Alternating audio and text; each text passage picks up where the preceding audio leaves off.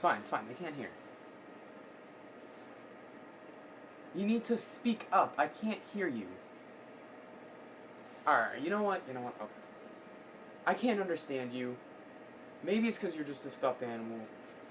Maybe it's just I'm a lonely, crippled, depressing mess. I don't know. But you gotta shut up. Zip your lips. And I gotta be serious for a minute. Okay? Wow. 15 years. 15 years since that hit shelves. It's insane. November 18th, 2001. In North America, we got the greatness that was the Gamecube. With all these consoles down, like, you got your PS4s, your Xbox Ones, it's hard to go back to the Gamecube for a lot of people, but for me, I can pop in one of those discs any day. The Gamecube is one of the most fun systems ever.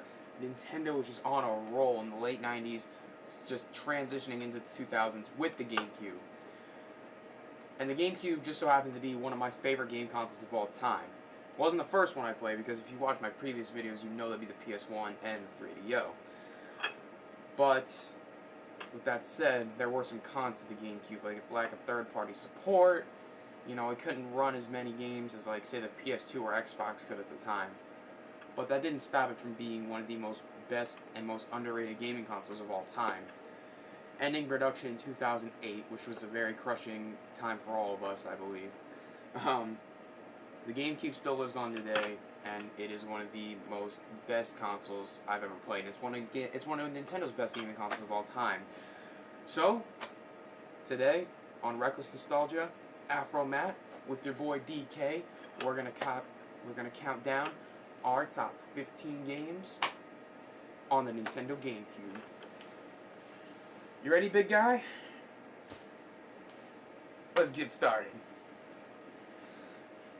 I think it's gonna be a great video, man. Right?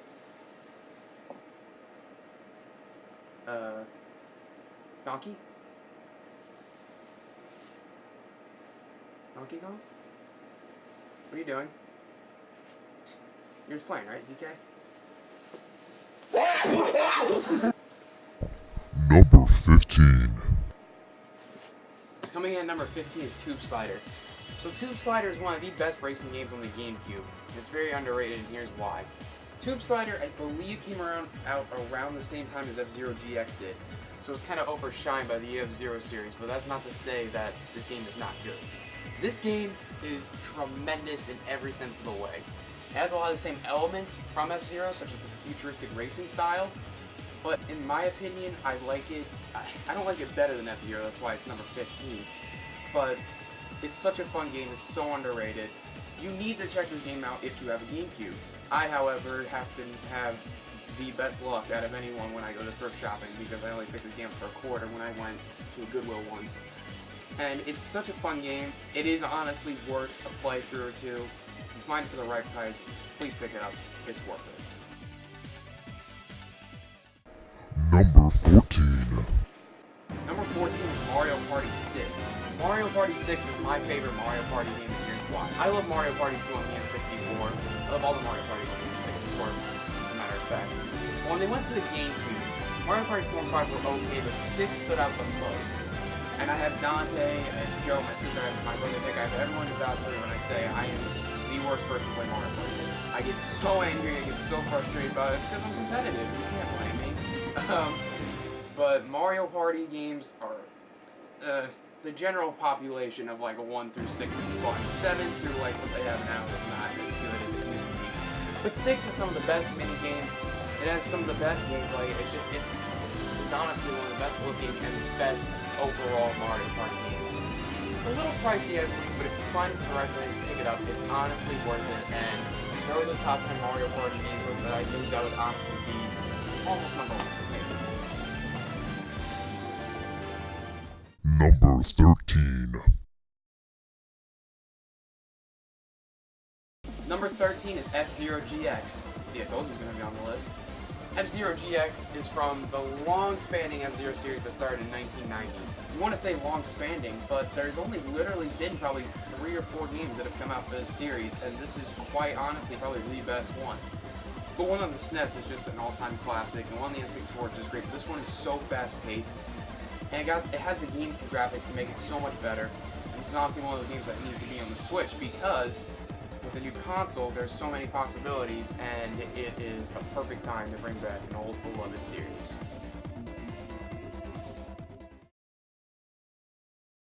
Number 12. So coming in at number 12 is another beloved series that has not been done justice in a while, and that is Star Fox with Star Fox Assault. Star Fox Assault is a kind of a twist up. It's kind of like a back and forth. There was two Star Fox games on the Nintendo Gamecube. The first one being made by Rare, which is Star Fox Adventures, which is honestly it's honestly not worth your time. Honestly, if you're a big Star Fox fan, they should have just made Dinosaur Planet, which was the original plan. I hate it. Dante loves it. It's kind of like a back and forth thing. It's just your opinion on how you feel about it. I hate Star Fox Adventures. Star Fox Assault, however, I love. I adore so much. It brings in the parts of Star Fox and Star Fox 64 with the flighting and like the air fights and stuff, and it brings in the ground and air tactics from Star Fox Adventures, and it makes it so much better. Star Fox Assault is a very fun game, very fun multiplayer, one of the best story modes I think I've ever seen in a Star Fox game. It's not the best. Don't get all like, man, you suck. No. Star Fox Assault is such a fun game. It's my opinion. I love it. If you find a copy, pick it up.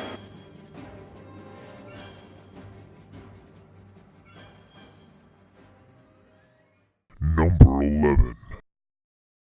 So coming in at number 11 is Sonic Adventure 2 Battle. Now I know, Sonic Adventure 2 came out on the Dreamcast, which is also a very beloved system of mine. But I didn't have a Dreamcast, I had a Gamecube, and this was one of the first games I had for the Gamecube, so when it came out, I didn't have it on the Dreamcast, I had it on the Gamecube, and Sonic is one of my favorite series of all time. Whether you agree with me or not, it's honestly, I don't care, it's my opinion, but Sonic has always been like a beloved character in like a series that has been tossed around so much. He's been to bestiality, he's turned into a beast, he is a beast, I don't know. He's been thrown around so much, it's almost like being a dead horse in the ground, so that's why they try to reboot him, Sonic Boom, not worth it all. But Sonic Adventure 2 is honestly one of my favorite Sonic games of all time. The soundtrack is amazing. The storyline, whether you like it or not, that's your opinion, like I said. I love it. The only thing I hate, and I cannot stress this out enough, is those Knuckle and Rouge Emerald hunting stages. I hate them. They slow down what is supposed to be a very fast game. You want to be fast, you want to go with Sonic. You don't want to go Emerald hunting. The mech battles are alright. Like they slow down the gameplay, but they're not like as bad as everyone says they are. But the emerald hunting is just the worst. It's a damn scavenger hunt. It's not worth the time. But that's how you gotta beat the game, I guess. But it's honestly, that's why it's the line on list number 1. Because it's just not a GameCube exclusive, but it's a Sonic game. Sonic games are always fun, dude.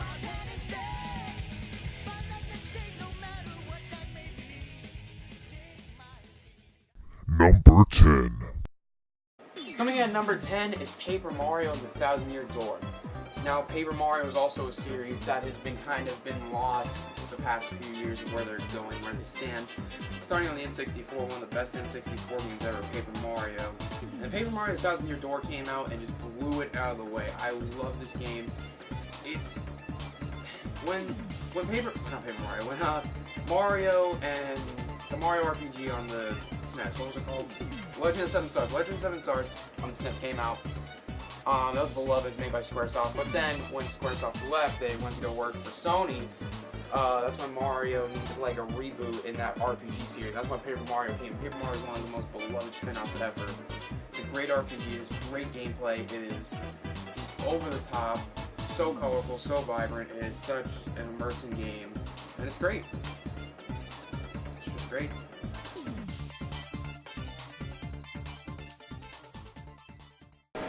Number 10. Coming in at number 9 is one of my favorite Mario Kart games ever, and that's Mario Kart Double Dash. know why I said it like that. Mario Kart Double Dash. Mario Kart Double Dash is the first Mario Kart game of the series where you have two people on the carts. It was on the Gamecube, so a lot of racing games on the Gamecube, not a lot of people realize they're so fast-paced and they don't lag a lot like it would on a PS1 or an N64. It feels so smooth, and it's so fun, and it's one of those games.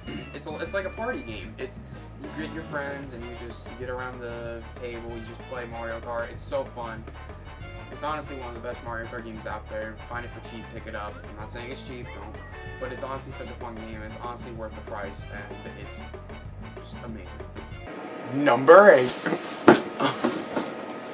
Coming in at number 8 is Luigi's Mansion. Now, Luigi's Mansion was a launch day title for the Nintendo GameCube. It was actually the first Nintendo GameCube game I actually played. So, a lot of people were kind of upset when we didn't get a launch title Mario game. Now, that's necessarily, it's not a good thing, and it's not a bad thing, it's just kind of a thing. It's a thing we had to deal with back then, and when you look at it now, 15 years later, Luigi's Mansion is an amazing game. It's kind of short, it's kind of easy, but it's so fun. That's the one thing about the GameCube. All their games were fun. Most of their games were fun. About 90% of the games were fun. And this was just, it was like a curveball. It just came out of left field. No one knew what to do with it. Luigi's Mansion had a lot of great gameplay, a good storyline, and it's so underrated and it's so bashed on because it was the launch title and Mario wasn't. But it doesn't deserve the hate it gets. Great game. I'm pretty sure all my GameCube lovers love it as well.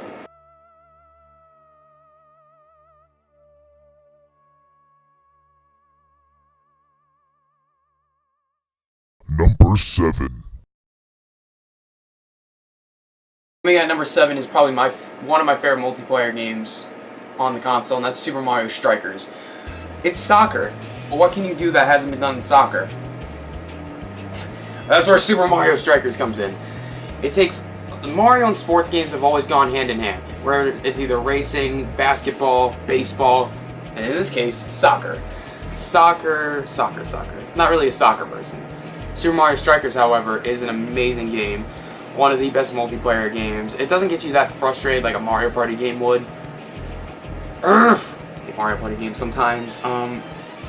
Just having those flashbacks. Super Mario Strikers is an amazing game. So much to be said about it that I can't say that hasn't already been said. So fun. Multiplayer is awesome. Awesome characters. Awesome sequel in Super Mario Strikers Charged. And it's just one of the funnest, if not the funnest, multiplayer game on the GameCube.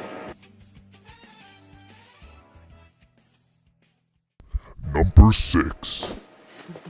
Coming in at number 6, and I know if it's not in the top 3, grab your torch and pitchforks. I was never really this kind of player, and that's The Legend of Zelda Wind Waker. Legend of Zelda, I just recently started getting into. I have beaten Link to the Past. It's such a great game, and I love the Legend of Zelda series as a whole. It's done so much for Nintendo as like a company and what it stands for, the adventure of it, the adventure part. But when I was little, I never really played the Legends of Zelda games. I was more of like Mario, fast-paced, but as I started getting older, Dante kind of got me like into those games. So that's where Wind Waker comes in. I've been playing it a lot recently, and it's so fun, and I realize why it's so many people's favorite Legends, either favorite Legends of Zelda game or favorite GameCube game. It has so many elements from both. It's got the cel-shaded graphics, it's so colorful, it's so vibrant, it's so fun. It kind of gets that serious tone away that Zelda's had before. And it's so fun, it's so goofy, it's amazing. It's so hard to not love a Legend of Zelda game. If you're not a Legend of Zelda fan, you're not going to like it. But it's got me hooked. I love it, and I cannot wait to beat it. Number 5 is kind of a tie. It is Metroid Prime 1 and Metroid Prime 2. Now before this, we had 3 Metroid games, I believe. We had Metroid on the NES, Metroid 2 on the Game Boy, and Super Metroid on the SNES. Which Super Metroid is probably one of the greatest Super Nintendo games of all time. And then Metroid Prime came out. A lot of heat was when this game was releasing, when it was coming up for a release, everyone was hating on it because it was first person, no one wanted that, they wanted like what it had before, but it worked, and it worked tremendously. it did so much for the game that that's what everyone thinks of when they think of Metroid, is Metroid Prime. Either if it's 1, 2, or 3, probably one of the best trilogies Nintendo's ever released. It's so fun. Every game is fun. It's everything you want out of a Metroid game, just in first person. The tone is so dark.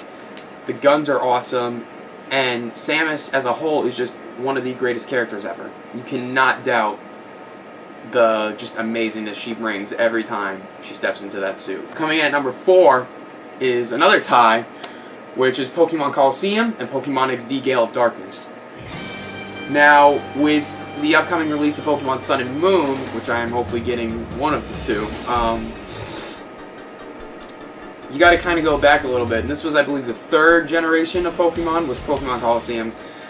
And Pokemon Colosseum and Gale of Darkness are honestly my favorite, some of my favorite Pokemon games of all time. It was the first 3D open world Pokemon games, and they're so fun. They were so immersive. The Pokemon were awesome. The battle system was great. The storyline was just amazing. And it's hard to like put these games over the originals, but at the same time, like once you play them, you'll understand what I'm talking about, because it's such a fun time. It's so amazing, and it's so hard not to think of these games when you're talking about these all-time best Pokemon games and what this has brought to the table for Pokemon. Number 3 is the game that everyone wanted on launch day, but we didn't get. We got it a year later. Super Mario Sunshine. And Super Mario Sunshine, because people can debate and argue it's kind of a sequel to Super Mario 64 or not. It takes some of like the cool elements that was in Super Mario 64, like the long jump and such, and it adds FLUDD, which that's a back and forth whether you like them or not. I love them personally, but Super Mario Sunshine is just, it's such a great game. It's one of the best GameCube games ever. It's so fun. It's got a great story. It's just a typical Mario story, and it's so fun. It has great controls. The platforming is better than ever, and it's honestly like, it's like a lot of people like it, a lot of people don't. It's one of those games where you can't really be in the middle. You either love it or you hate it, and I love it. It's amazing. Number 2 is honestly, I cannot stress this enough, one of the greatest JRPGs of all time. Tales of Symphonia. Now, the Tales of series has been going back years and years. There's so many games out. It's kind of like Fire Emblem, where they have so many games in Japan, but like not a lot over here in America. But it's honestly, it's so fun. Tales of Symphonia has the best setup of characters like I've ever seen in an RPG, besides, you say, like Chrono Trigger or Secret of Mana or something. Maybe Earthbound. I don't know. But Tales of Symphonia, the storyline, I'm not going to give away too much, but what I've played, it's so amazing. It makes you feel like every time I'm playing an RPG, I want to believe I'm there, and I'm there. I'm there with Lloyd. I'm there with all of them. It's so amazing. It's honestly one of the best games ever. In my opinion, it's one of the best RPGs of all time. You can't look at some of these games now and not think of Tales of Symphonia as like a catalyst to what JRPGs are today. It's an amazing game. I cannot stress how much this has had an impact on me, and I love it so much. Alright guys, so like I said, the GameCube is so amazing. I cannot stress it enough. It's helped me through some of my darkest times. It's such a beloved system. 15 years is insane. But if you know me, and if you know the GameCube, there's only one game that can take this spot. One game that stands above the rest. And you're going to find out right now. Because AfroMatt's #1 GameCube game of all time is... What? No, not again! No, get down! Get down, boy! Get down! Get down! Stop it! No, stop! Get down! Get down! Don't do it! Don't do it! Don't... Get him out of here! Get him the hell out of here! Oh my god! Don't let him come back in! No! Better get him under control, I swear to God! Is he good? Gave him a shot. Okay. Oh, he's got the syringe! What? He's got the syringe! What? Get him down! Get him down!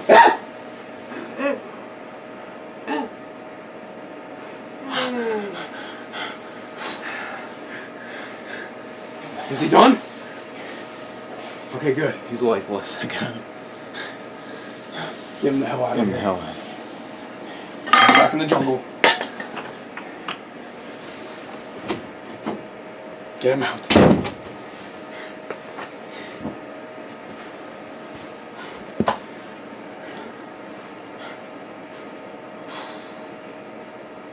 Is he gone?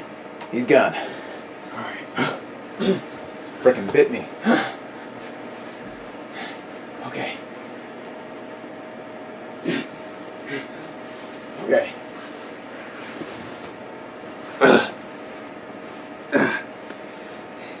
Guys, I'll be right back. I gotta take a break. Good. Alright. Number one. The number one AfroMatt GameCube game of all time. I know you've been waiting. It's right now. Number one. The greatest. The best game on the GameCube. One of my favorite games of all time. One of the best fighting games of all time. Ever.